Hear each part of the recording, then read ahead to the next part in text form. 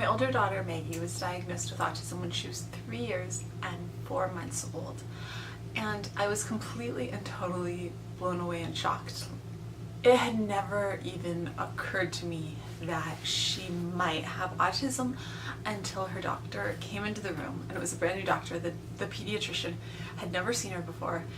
We were there because she was having some stomach issues, and we went to the university clinic, and so the resident came in and she spent about an hour with us, which, I mean, was unusual.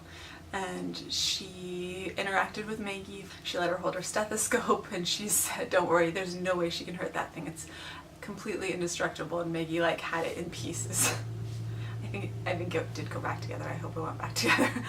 And she didn't seem worried about it. And at the end of the hour of interacting with her, she gave her a prescription for the stomach problems that we were having. And then she looked at me and said, "I am 100% certain that your daughter is on the autism spectrum." And I was completely blown away. The only thing that I knew about autism at that point was stereotypes. And Maggie didn't meet any of those stereotypes. She was this cuddly little ball of laughter. Everything that I knew about autism was like not. I didn't think that she would be cuddly, she didn't rock, she didn't flap. She had an older sister who flapped nonstop all the time, who was constantly like this little butterfly flapping her hands all the time. And Maggie didn't talk yet, but her older sister hadn't started talking until she was 3, and we had actually talked to a speech therapist about that, and she was like, "Oh yeah, it's probably because, you know, you have 3 generations of family around, and she'll talk when she's ready. She always has people who are, you know, there to do things for her, so she doesn't really have to talk, and so she'll talk when she's ready," which was not good advice. If I could go back in time, I would take her very, very early. I would get her into speech and early intervention very, very early. I wish I could redo that. However, I can't. So, going back to Maggie, I wasn't really worried until around Maggie's 3rd birthday. And at that point, I actually put in a referral with early intervention, but she was within a couple months of her 3rd birthday, and so early intervention had kicked it over to the local school district where it got lost. And so for 5 months we didn't hear anything from the local school district, and because it had been summer, I was just waiting to hear something. So from like, I think I put it in right before June, July, August. I was expecting to hear something. September, nothing. October was when we went to the doctor, and October was when the doctor sent us for her referral for autism. We never heard anything from the school district. But at that point we got sent for a medical diagnosis of autism, and after that it happened very quickly. Within two weeks she had a medical diagnosis of autism that put her in the lowest 0.5% of children her age on the spectrum, basically. She very, very quickly started therapy 6 days a week at that point, and speech, and no, not speech, the autism program that she was in, which our insurance covered, was trying to hire speech therapists and hire occupational therapists, and they were actually building a center, and it was going to take about a year. They kept saying a few more months the center would be built, a few more months the center would be built, and it was going to be like over a year before the center was actually built, and so it was going to be over a year before OT started, and OT was very, very inconsistent in the beginning, and it was going to be way over a year before she actually got into speech. So she was like 4 before speech. She actually started speech, which I really, really regret.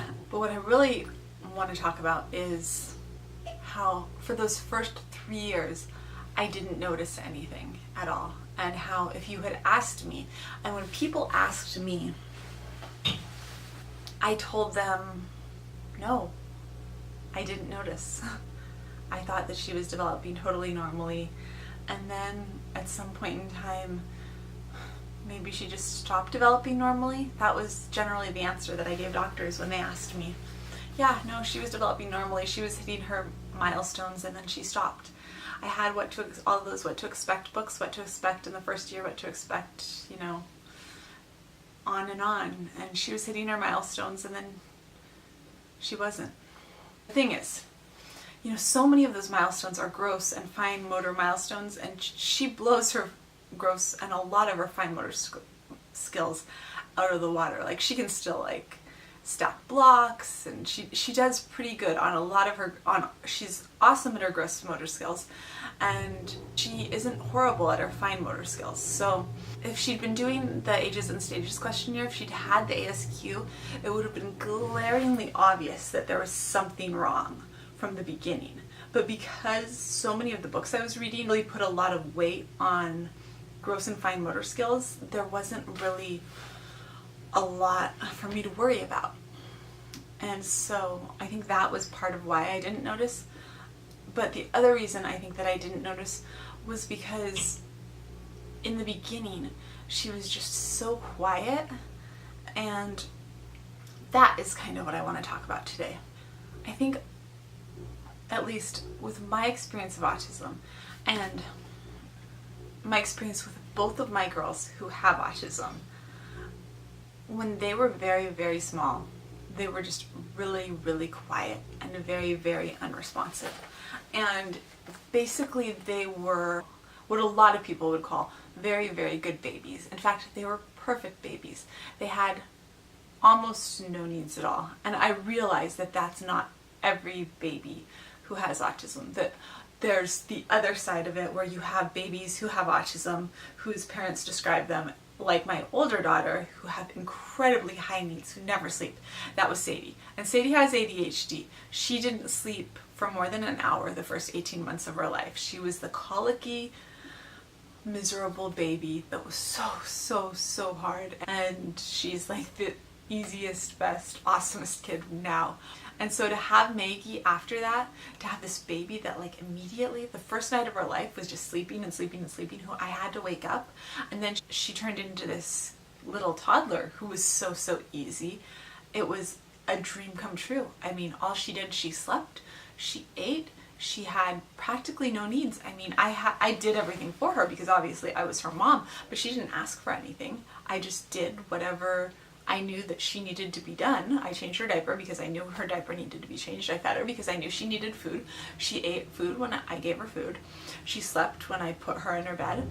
And that was that. I just thought that she was an easier baby because maybe this was just how babies were when they weren't like colicky and hurting because something was wrong with their stomach. Sadie probably should have had tubes in her ears because she had like 18 ear infections, and the doctor just kept saying, wait, she'll outgrow them. And so this was how babies were supposed to be, I thought. So really the only thing I noticed was that she wasn't talking. Tessie's my younger daughter. She's 2 years old now, and she was diagnosed with autism at 20 months. She was diagnosed in a study at 18 months, medically at 20 months, and I was pretty confident she had autism before we left the hospital. She didn't want to, like when she was born, as a newborn, before we left the hospital, she didn't want to be held. She would nurse, and as soon as she was done nursing, she would squirm to be put down. As soon as she was put down in her bed, she was perfectly happy. I would pick her up and try to hold her on my chest, and she would squirm to be put down again. And as soon as I put her down, perfectly happy. She wouldn't cry when she was wet. She wouldn't cry when she was hungry. She slept all the time. And when 4 hours, 3 hours would go by, I would like have to wake her up, and I would nurse her, and I would change her, and she would go back to sleep. I basically felt like I've been here before. I know how this works out. Like, my newborn should want to be on my chest. She should want to be held. She shouldn't be acting like she's wildly comfortable when she's on my skin, like it's hurting her. I know how this story unfolds. And I made a lot of phone calls, and I talked to a lot of doctors, and it was pretty split because about half of the doctors were like, yeah, she probably does have autism, like with your family history, you're right. And it was actually in her chart, I think by 3 months it said autism spectrum disorder, and the other half of the doctors were like, that's insane, you can't have a diagnosis of autism till 18 months, no one could know, there's no way, it's a guess. And it really wasn't a guess. I mean, I guess you could say it was a guess because you can't have a diagnosis in the United States until 18 months because there's not a test, but at 18 months did the test, and it showed that she was also on the severe end of the autism spectrum, and that she was developmentally had like a, I don't know, over 66% delay, and that she was rapidly following in her older sister's footsteps, but that we were going to be getting her therapy much earlier. I guess the point of this is that I think for me, not noticing with Maggie, and then we started to see a change with Maggie around when she was 3. The change happened before the doctor said that she was certain she had autism. A day when we were in with the doctor, the whole entire time she was grinding her teeth so loudly because she was so frustrated. And we'd already seen a lot of behaviors that were starting that, if I had known anything, they were such big indicators of autism, and they were such big indicators of the fact that she was already so frustrated because she couldn't communicate it with us, because there was so much, I think, that she wanted to say, that she wanted to tell us. Maybe not necessarily say, but she was frustrated because she couldn't communicate with us at that point, and she had no way to communicate with us. And even at this point, our communication isn't perfect, but it's there. It works. We were able to communicate with each other in our perfect little collection of scripting and motions and her taking my hand, and we make it work. And some days are hard and some days are pretty good, but we make it work. But at that point we still didn't have that, and she was just so frustrated all the time. And I think that frustration really started to come through when she was around 2 years old. And she went from being this really easygoing little toddler to this really frustrated little girl. And I think that was just, she really became conscious around the age of 2 of the fact that she couldn't communicate with us, and that lack of communication, and she was trying to tell us things and we just weren't getting it. For me, that was one of the reasons that I pushed so hard to get Tessie in therapy early.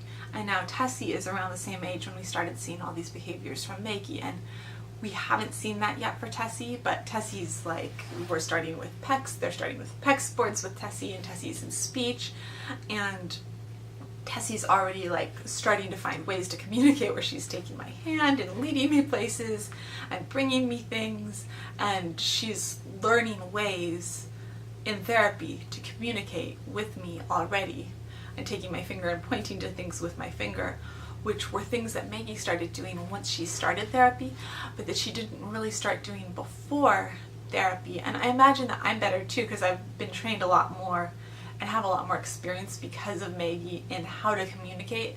So Tessie has that advantage too. Tessie has a mom that's less oblivious than Maggie had when she was 2, which is probably a lot less frustrating for Tessie than it was for Maggie.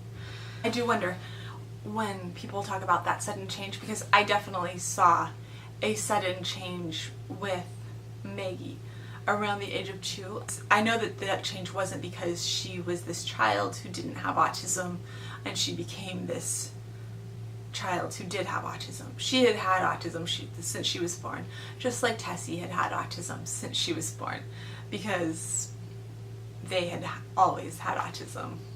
I think that her frustration starting around 2 years old was when we started to see it. She let us all know that she wanted us to hear what she was saying, and we just couldn't hear what she was saying.